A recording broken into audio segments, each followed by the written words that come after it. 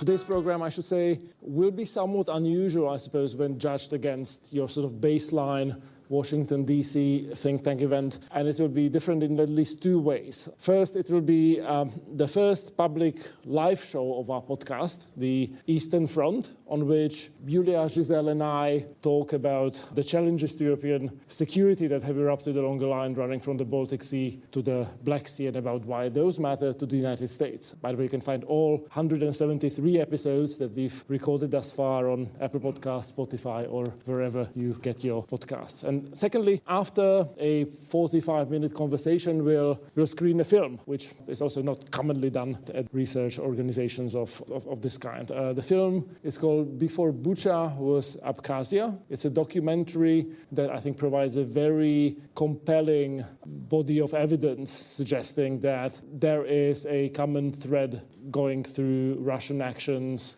in the 1990s in Georgia, in the Northeast, again in Georgia, and what we are seeing now in Ukraine. And we do believe that direct, unintermediated testimony of war crimes by people who were there and saw these events unfold firsthand might be more enlightening than your usual think tank style conversation. So the film has around about 45 minutes of mostly archival footage, which documents this Russian playbook, and it was put together by a group of young activists associated with European Georgia, Movement for Liberty, which is a political party in Georgia. Some of them are in the room, and I think they'll be happy to chat with you informally after the event. And I want to thank all of them for coming and for bringing this message to Washington. Now, as always, on our podcast, I'll be joined by my friends Giselle Donnelly and Julia Joja. Giselle is a senior fellow at AEI. She's a military historian working on European security, but also on a large-scale book project on the emergence of American strategic culture. Julia is the director of the Black Sea Security Program at the Middle East Institute, and she teaches at Georgetown and George Washington University.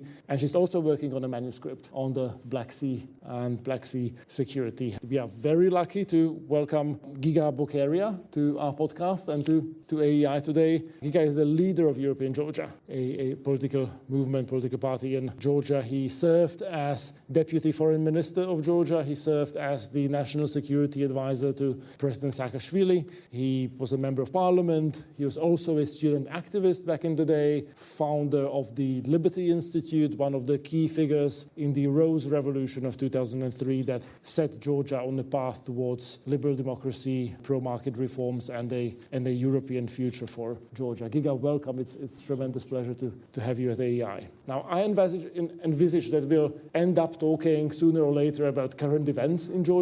There is, a lot that's happening that has kept Georgia in the news, but it might be useful to actually go back in time a little and to perhaps focus on the topic of the film itself, because I suppose that most people in our audience will have some recollection of the 2008 war that Russia waged against Georgia, but some of you might have a hazier memory of the 1990s and of the disintegration of the Soviet Union and the self-styled peacekeeping role that Russian forces took on themselves in the region. And indeed, some of us might even struggle placing Abkhazia, the once Soviet Riviera, on the map. So I wonder if you could perhaps sort of set the stage for the film initially and tell us a little bit about what exactly happened in the 1990s in Abkhazia, how it was subsequently memory holed, more or less, and how this film helps bring this memory back to life and why it matters for the present day. Thank you so much. First of all, I want to thank AEI and Giselle, Alibor, and Julia for this opportunity. It's very important for us to have a chance to not only recall the events of 30 years old, but to connect those events to the current threats in our region, to my country, but I would argue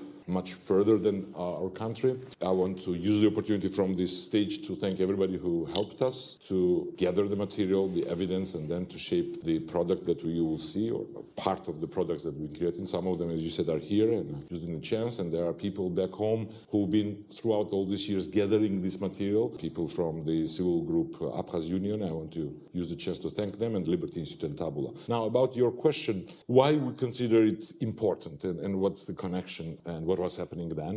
Obviously, there is, from my point of view, a moral imperative too to try to bring justice to people who suffered these unspeakable atrocities that you partially see there, and to give them voice, because at the time, because of the legitimate rejoicing of everybody, because of the break of the empire of evil, Soviet Union, the events afterwards got lost in this smoke of great happiness, which we do share. That was the greatest day in our recent history when that empire fell apart. And we, Georgians and political leaderships that we had, failed to position ourselves as part of the Europe at the time. So all of these events went unnoticed or were labeled as some trouble which follows the breakup of the empire, some ethnic conflicts of troubling country, where there is no bad and good guys, it's just trouble, and there is no strategic importance for Euro-Atlantic security. And what this film will show, that much earlier than there was any talk of EU or NATO enlargement in Caucasus, the Russian leadership before Putin, led by so-called Democrat Yeltsin, planned, implemented, orchestrated, and then directly participated in military aggression against Georgia, creating proxy structures, having the same narrative they tried to have in Ukraine, that it's an ethnic conflict between communities. But unlike Ukraine, at that time, they were successful in labeling it as that, then implementing a brutal campaign of genocide against Georgians. And this wall was motivated by their fundamental strategy not to allow successful statehood at its borders. And this is a critical thing to say, why I underlined that NATO and EU enlargement was not at stake at all, because we still hear, even after this latest phase of Ukraine invasion, this completely false notion that somehow maybe Western actions or actions by Georgian governments, different governments, or Ukrainian governments have caused some insecurity of Russian political class or current political leadership. And maybe this can be avoided if there are assurances given to them about NATO, no further NATO enlargement, and so on. So this is fundamentally flawed, and that history that you see demonstrates that. Russia's strategic vision, not only of Putin, but of a overwhelming majority of political and unfortunately public class, sees an outcome of the Cold War, their defeat of the Soviet Union, as big tragedy. And they want to reverse the results of the end of the Cold War. And in order to reverse that, they need to challenge the Euro-Atlantic security architecture. They need to challenge United States' role in that sphere. And for that, they need not to allow any successful statehood in Ukraine, Moldova, Georgia, or elsewhere. And that's where we are. And one more detail, sorry, it's a long introduction, but we now hear a lot of talk about peace. And that's a nice slogan, that everybody wants peace. And people are dying, children are dying.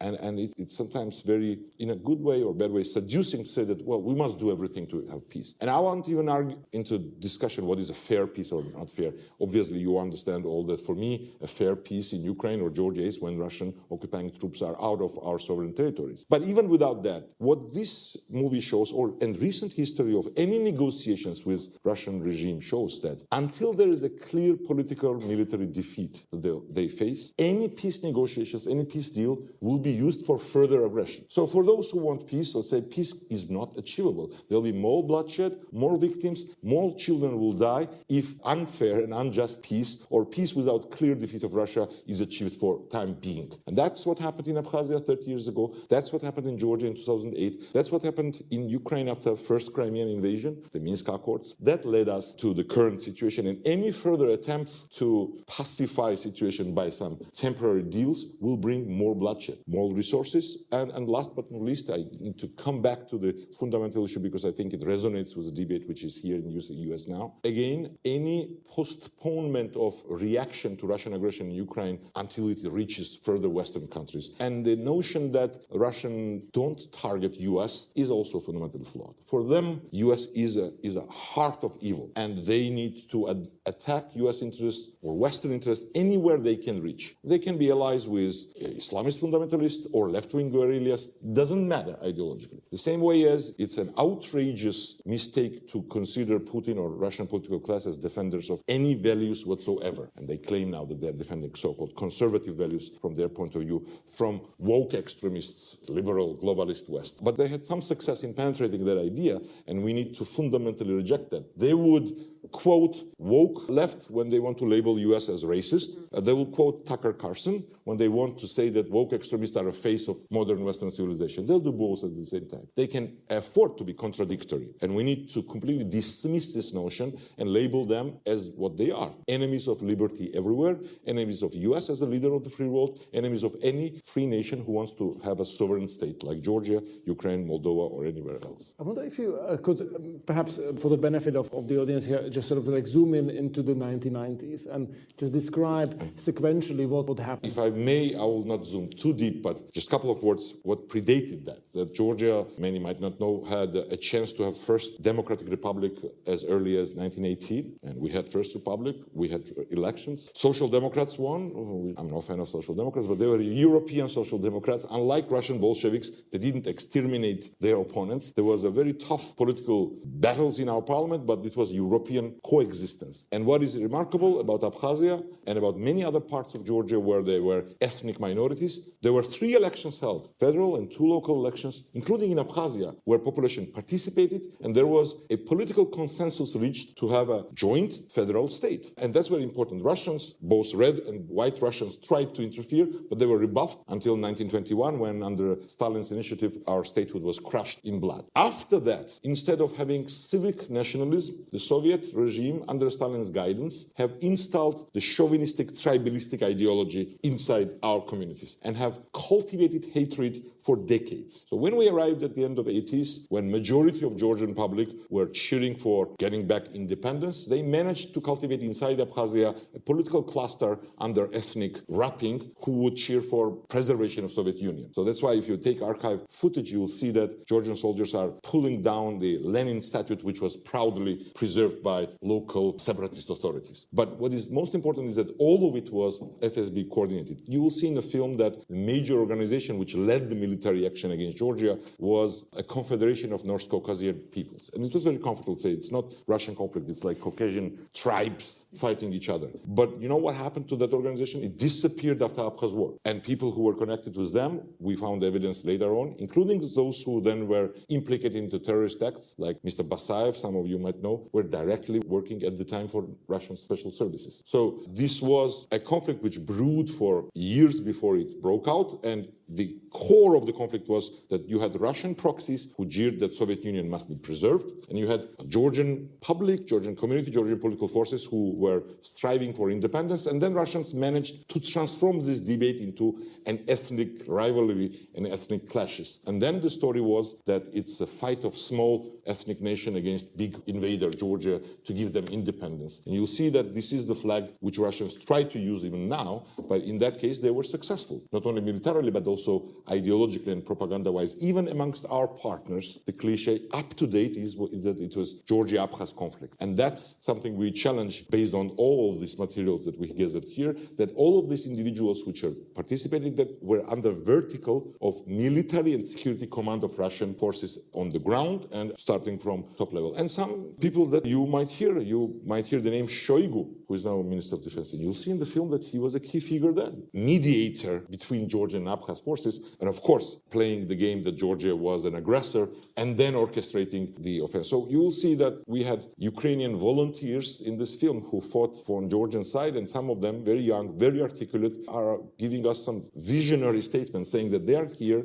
they were there, because they understood that if Russia is not stopped there, they will have to fight in 15 years in Ukraine. And unfortunately, it turned out correct. They are still fighting, some of them who are alive now in Ukraine, and Shoigu is Minister of Defense and is organizing the genocide of Ukrainians in Bucha and elsewhere. And I think if we need to learn something from those examples of 90s is that this history should not be repeated further anywhere else, and we should once and for all build a wall around Russia as it is now, of strong liberal democratic republics, members of NATO, part of the defense alliance of the West. So for once and for all, adventurism of Russia towards West, this appetite is gone. Any other alternative is misleading. I wonder if you you could tell us a bit about your view of the Abkhaz people themselves. I remember primarily from Russian propaganda and what would filter through Western advocates. There were two sort of contradictory views that are part of the narrative. One was that they were either sort of hillbillies who were a small tribe unto themselves, but conversely that they were primarily Russified, and that their natural inclination would have been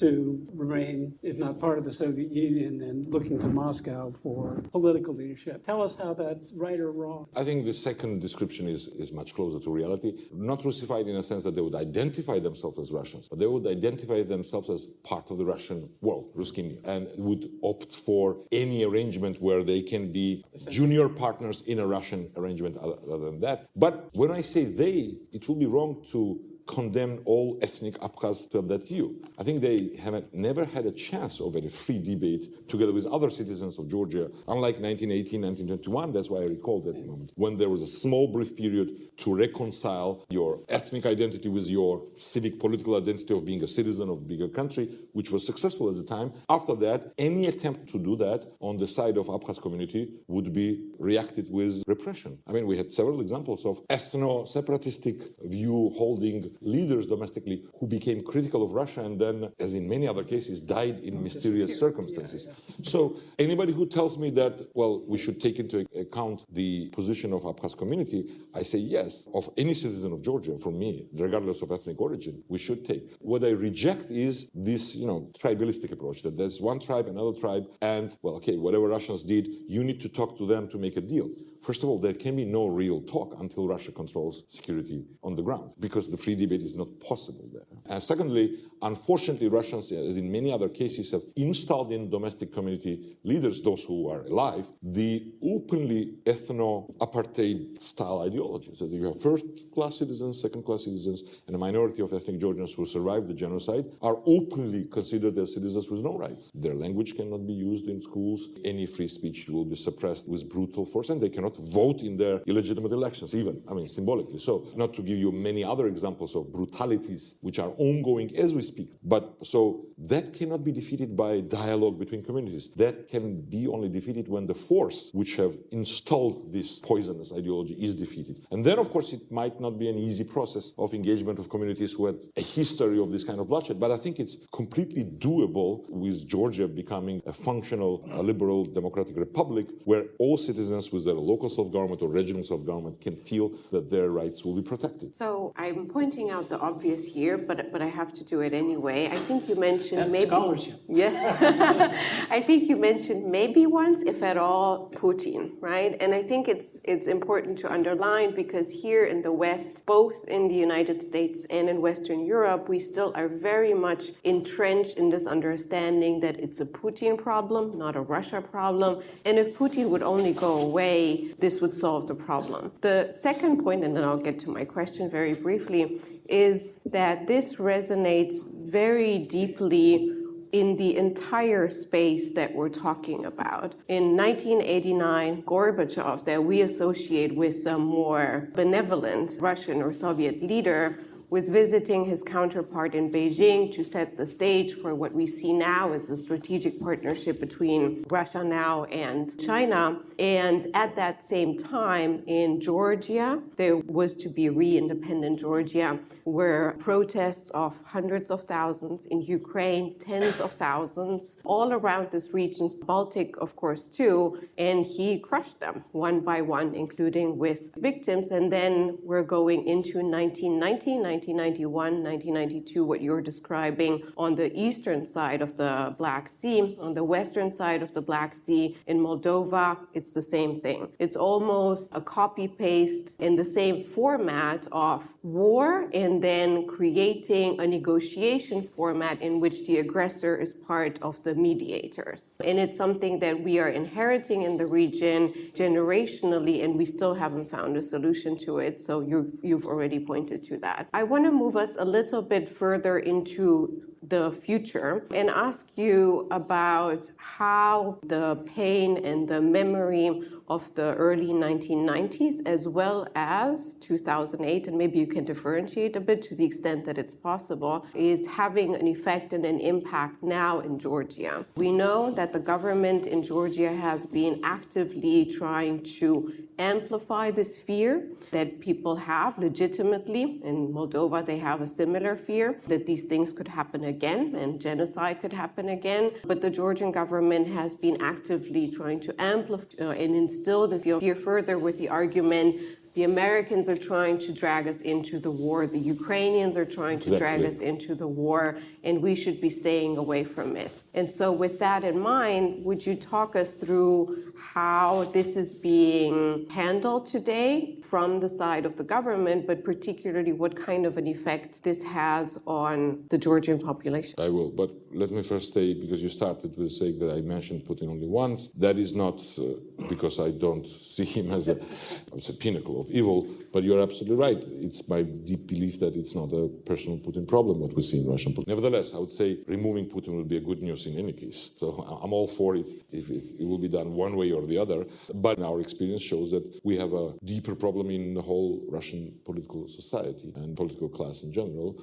And this will be only resolved. I've been recalling in a couple of meetings here in Washington also the history. When was the time when Russia has reformed or partially reformed? Only after military defeats, whether it was Crimea in 19th century or against Japan at the beginning of 20th century or after Afghanistan. And that kind of defeats prompted some liberalization. Again, not enough, not full. But so if we want to have a different Russia where Putin's removal will have an impact and it will be a normal nation state, first and foremost, we must do this minimal thing that they are militarily and politically unsuccessful and are defeated in Ukraine, in Georgia, and in Moldova. Then we'll see whether Putin's removal brings some change, but not to speculate about what can be done without that. Now, our own government, and that's the biggest problem that we have beyond our enemy in the north, is our own government. As we speak, there are tens of thousands, if not more, people on the streets of Tbilisi. And the issue is, for those who don't follow the detail, is that our own government now introduced the so-called Russian law, the law which stigmatizes anybody who is fundraising in the West for its cause, whether it's civil society or media, as foreign agent, and then gives additional powers to the government to investigate, to demand personal details of any interaction they have, and to monitor. And by the way, this law is directly connected with the topic of the fear of war that you mentioned. There is a direct connection with that. Why? Because the line of current Georgian political leadership coincides with Russian propaganda, is that West is not willing to engage Russia and will not have resources to do that or political will to do that. So to avoid bloodshed, to avoid children dying under the bombs, we should adjust, meaning we should accept Russian dominance on security front, and that's the only path to peace.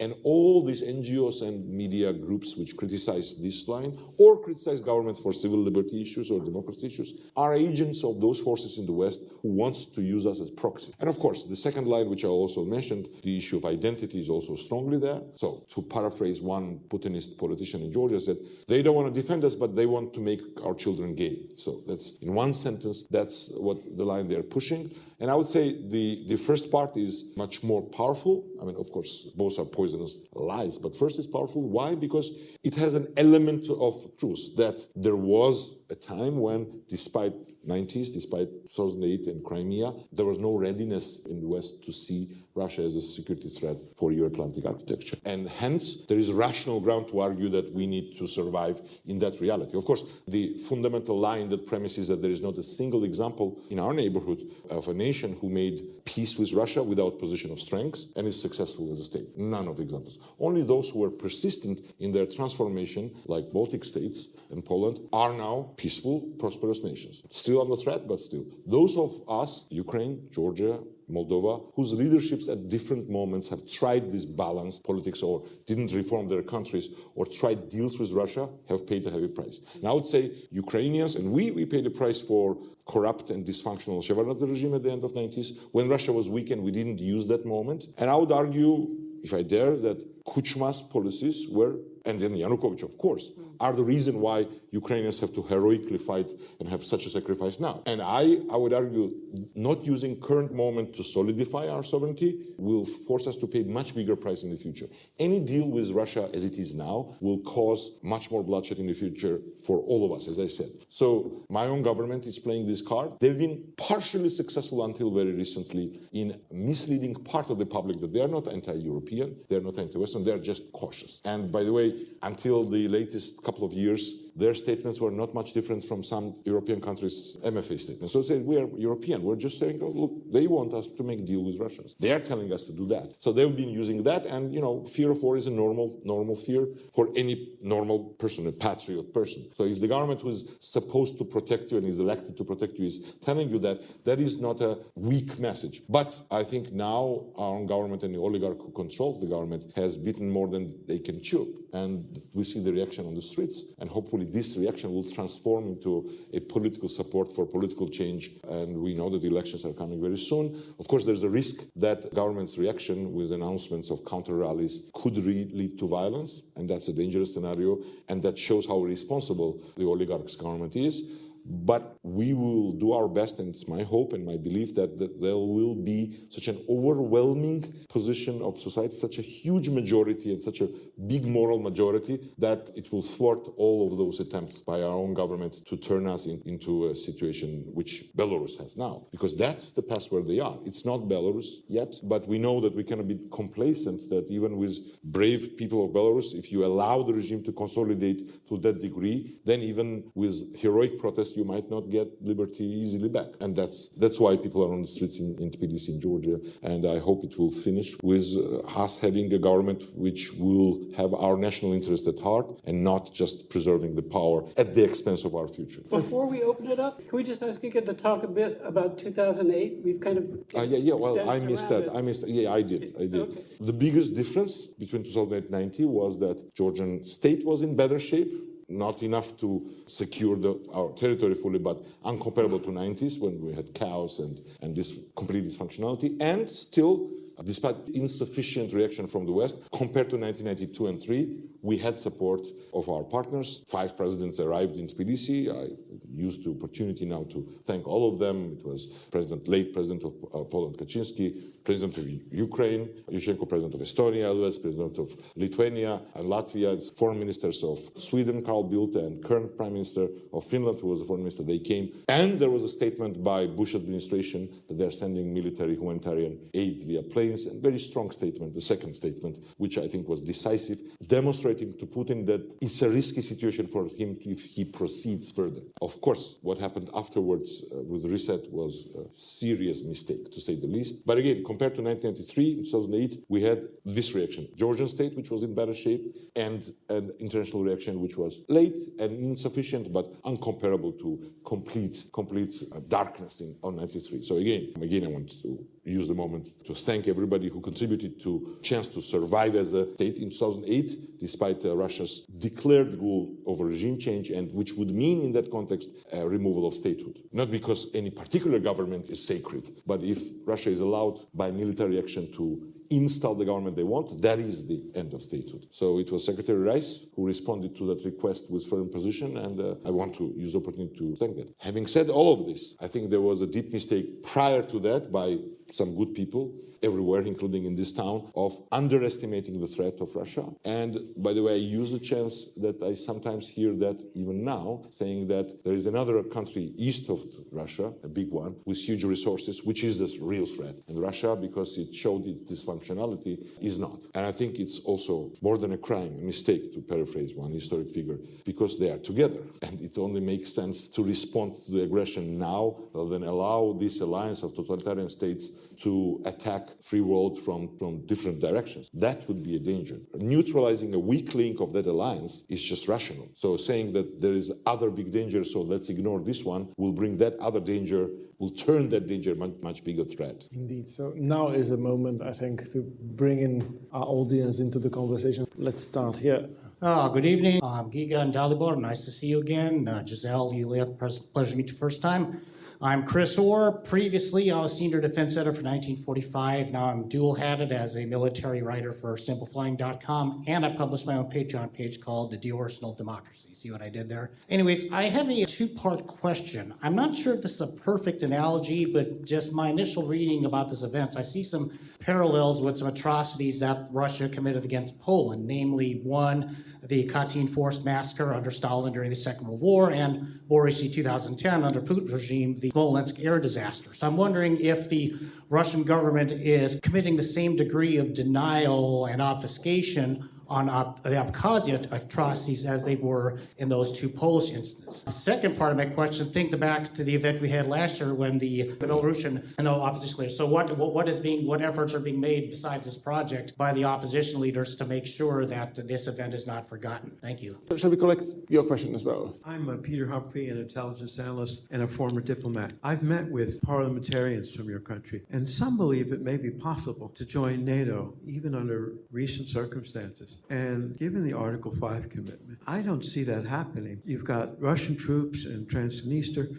Russian troops in Donbass, Russian troops in Abkhazia and South Ossetia. And of course, the fear is that Article 5 results in automatic assistance in expulsing the Russians from these four territories. So I think that's unrealistic. But can you tell me how that discussion is proceeding in Georgia, and if there is any chance at all of Georgia joining NATO in relatively recent time? First, on parallels between actions of Stalinist communist Russia and Putin's Russia or Yeltsin's Russia with different degrees, but yes, it's the same pattern. It's the pattern of viewing aggression as the main tool and having a vision that, as one of their famous statesmen said, there is no Russia, there is only Russian Empire, that they cannot exist with that. It has never been a case that Russian political class so far made a choice to build a nation state, a normal nation state. It's always empire, which means to enlarge, and brutality is also a feature which they encompassed. And now, by the way, again, it brings me back to the issue I mentioned, that some portray Putin as preserver of conservative values. I mean, this is a political class which glorifies Soviet past, glorifies communism. By the way, a very, very good movie, Death of Stalin, if somebody has not seen it. Or advice to Forbidden in Russia, right? Yeah, forbidden by this regime in Russia. So that tells you all about the brutality and dehumanizing society and individual and depriving public of will and responsibility for its liberty is a signature of communists, Russian communists, regardless of their ethnic origin, and of current Putin's regime. And again, it's not identical, their resources are not identical, but the attitude is identical. So yeah, I see parallels in all of that. What can be done more to bring those heinous crimes to daylight and to then do our best not to allow anything like that to happen in the future or to punish those who can be punished? I think first and foremost, Russia must be defeated now in Ukraine. That's where it starts. And then, and that brings me back to your question, then build this wall to compare, again, not identical historic situation, but President Truman's decision to take Greece and Turkey into NATO in a very volatile period has saved, I would say, free world at the time from much more victims and much more bloodshed. And it was a risky decision. There was turmoil inside. The communists, Russian communists, were meddling into affairs of both countries. They were at the verge of being lost. And that decision, and then the doctrine which was formulated, brought us here that we are now discussing these issues. Now, about Article 5 and occupied territories in Georgia and Transnistria. Those are occupied territories, sir. It's not just Russian troops being there as tourists, right? There are ways to address that Article 5 might not cover the territories which are currently occupied in Georgia. I mean, that can happen without compromising territorial integrity principle. And there are examples like that. By the way, Article 5 initially was not covering part of Turkey. US-Japan treaty on security doesn't cover the Eastern Islands, which are occupied by Soviets, but they are considered to be Japan's sovereign territory by all the partners. There are many examples, it's not ideal solutions, I'm not saying, but to suggest that Georgia's or Ukraine's path to NATO is a path to war is a deeply flawed suggestion. War is there. It's not that this will cause the war. War is there, and Russians will continue that as far as they can go. And as I said, based on these examples of 90s, 2008, or Crimea, if the reaction would have happened before. By the way, if the decision in Bucharest in 2008 would have been to bless Georgia's and Ukraine's path unequivocally towards NATO, I'm pretty sure Putin would not take a risk of invading Georgia because Putin reacts to weakness and he's not a fanatical suicide bomber. I mean, he's a murderer, tyrant, but he knows where he has to stop. And the trouble so far has been that the signals he was getting were indicating that it was worth taking a risk and it will give him some dividends. By the way, in Ukraine, one of the factors why he took those risks was reports of his own security people and pro-Russian politicians that Ukrainians will accept Russian-style proxy regime. And they were deeply wrong. But that shows the anatomy of Putin's decision makers. And all the obstacles on the path of Ukraine's and Georgia's membership of NATO contribute to risks of bigger war, with involvement of NATO member countries in the future. Something which was unthinkable 20 years ago can happen if Putin and its allies to the east and other totalitarian aggressive states are allowed and would see the weakness and would see that the free world is not ready to confront them and not ready to incorporate sovereign nations into their security alliances. So NATO enlargement is a way to peace, but peace with preserving liberty. If I could just add a footnote, we should remember that Article 5 was agreed to when the eastern part of Germany was occupied by Soviet troops. So, it seemed like a risk worth taking. Absolutely. I think Germany is an absolutely legitimate example. By the way, I had an interaction with some German people, German political class and expert people after the 2008 war. And because Germany had a position, and unfortunately, as I understand, has a position now for skeptics enlargement, we talked about solutions to those conflicts, as they call it, which I fundamentally reject. It's not conflicts. It's Russian occupation in both cases. And they told me that engagement, and they gave me the example of Germany's Ostpolitics and Willy Brandt and how it brought. But then I had a simple question to ask them, how successful this policy would be without US and allied troops in Berlin? And he was an honest German expert, told me zero chance. So, I mean, the point is, when we are dealing with regimes like Putin, if there is no indication of political will to protect the free world and to incorporate those who want to be in this world. And by the way, when we're talking about Ukraine, I think Ukraine has showed that its army and its people will be a huge contribution to European security within NATO. Huge. I mean, I think we see that every day. But with the psychology that it's dangerous to make any move because the enemy will accelerate further, that's a psychology of defeat, and that will bring more bloodshed rather than peace. Giga, I feel that we could sort of go on and on with this conversation, but lest I be accused of really poor time management skills. My fault. The parliament members are once taught to speak until somebody stops them, so endlessly. So no filibustering allowed here. But no, this has been brilliant. Giga, thank you so much for this conversation, and with the usual sign off from me, Dalgo Rohaj. Me, Giselle Donnelly, and Julia Georgia. Thank you for joining us here on AEI's Eastern Front. You can find more episodes and additional content on our website, aei.org, on Apple Podcasts, Spotify, or wherever you get your podcasts. You can find us on Twitter or X at Eastern Front Pod. We also monitor the same hashtag, and don't forget to sign up for our newsletter to receive more content from the Eastern Front. Again, if you enjoy this event, please consider subscribing, reviewing, and rating us. Thank you, and goodbye.